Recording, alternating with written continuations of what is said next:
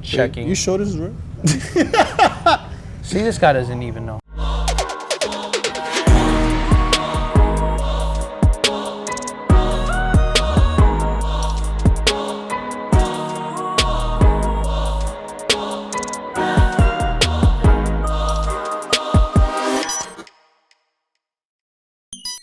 What's up, Laced Up fam?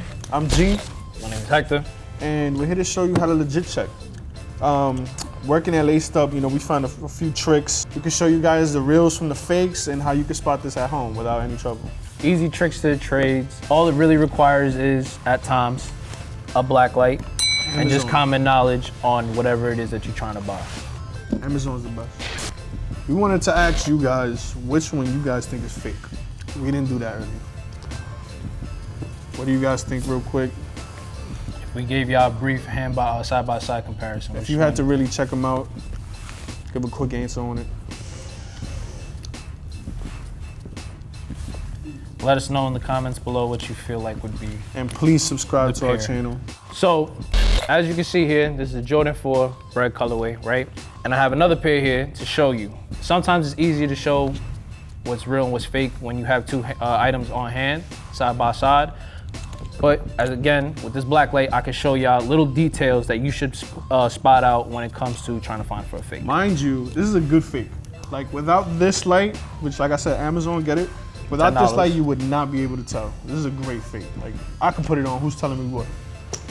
Show them. But if you like wearing fakes, then that's your personal preference. So with this black light, one thing you should look for in every pair is bad glue stains. Glue stains usually come a result of factory work, AKA being mass produced, to try to match out and even the market when the sneaker is supplied to public from retailers, etc., etc. Another thing you should spot out is tracing marks. Along the wing here is actually tracing marks from a factory. That's basically where it's supposed to be cut and stitched from. When you spot this on with the black light, 100% fake. There's no other way, ifs, ands, or buts to get around that. He told me that, but I didn't know that.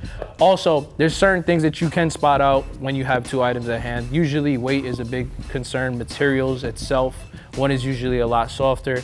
Materials will feel flimsy. And just an overall side-by-side comparison will really definitely give you your best judgment. So this pair here is obviously real. On this back tab behind here, your rubber pad, is a higher ankle cut as opposed to your fake, which would probably be poorly stitched and poorly constructed if you were to look at it in front of you. An insole can obviously tell you a lot. These are the insoles on a fake pair. Insoles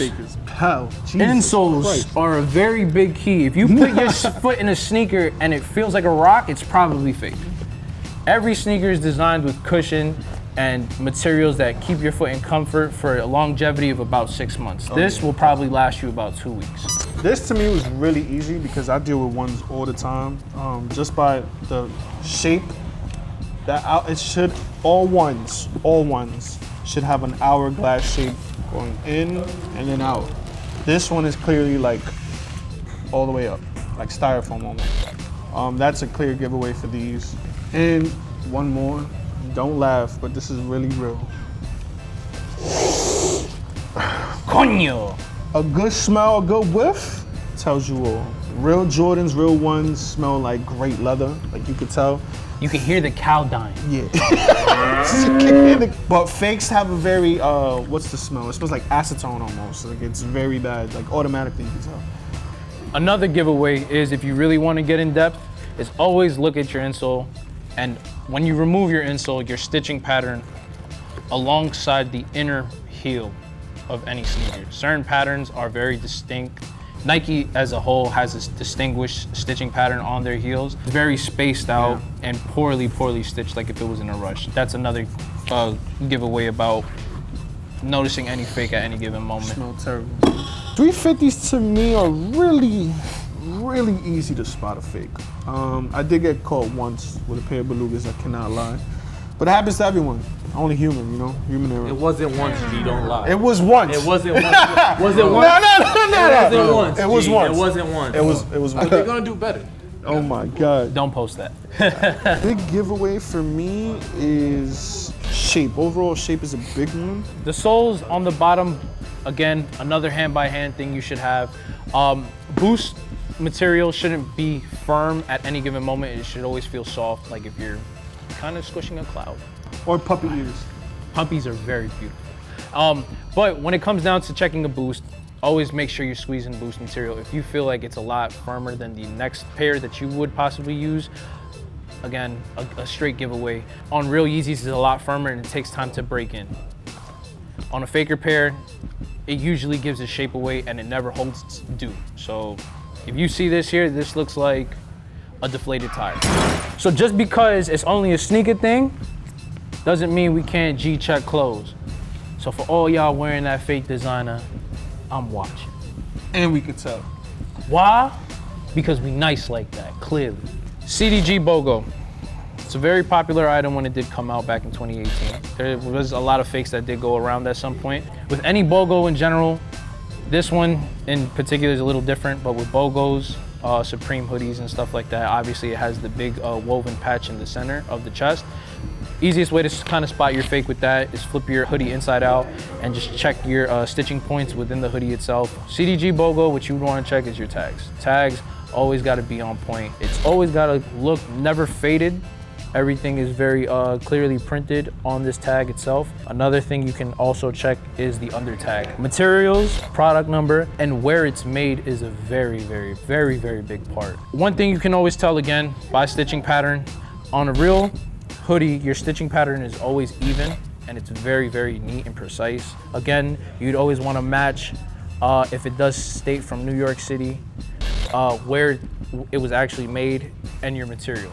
Because that same material tag you see here on your left hip, you find it on your collar. How about this one? This one here, it's not your average BOGO. Not your average CDG BOGO. I'll tell you that. It's like a periwinkle. It's supposed to be white. This one got lost with some red socks somewhere. Again, a brief identification, same size, quote unquote, same brand, but you can tell that this tag has been faded out. Like if it's been bleached. It's not that old for it to be faded out at all. Like at all. You probably need a tag for maybe like 10 plus years for it to get this faded. Your spacing within your letters, it's not clear, it's not detailed, and it's not defined enough. This tag right here, the sup is coming up on the stitching. That should not be a thing at all.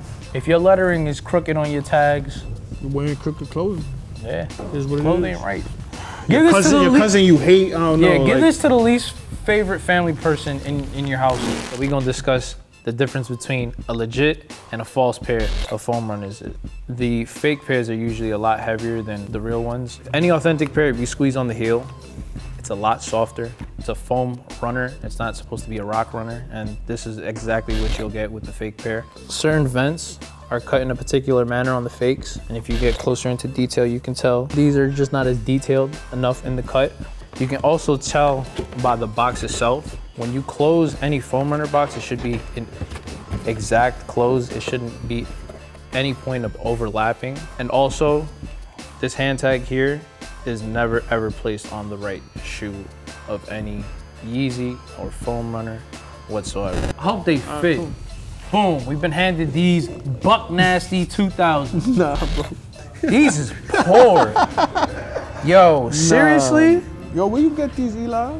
Eli, why you touching me? These is Walmart's? Yo, Shout out to Walmart because why- long story short, that's not supposed to do that. I'm surprised y'all got away with this.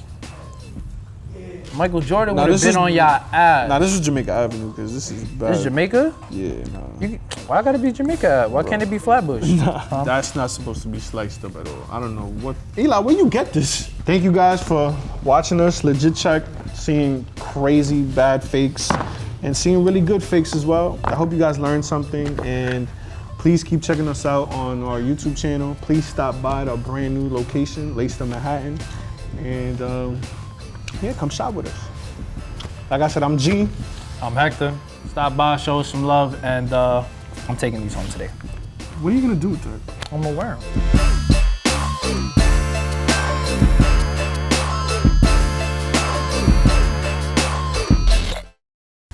To be real pairs, and then there's good pairs that look good enough to be fake pairs. Yeah, Scratch that. That make no sense. I said everything backwards. What's up, Laced Up? I'm G. My name is Hector. I said what's up, Laced Up. That's man dumb.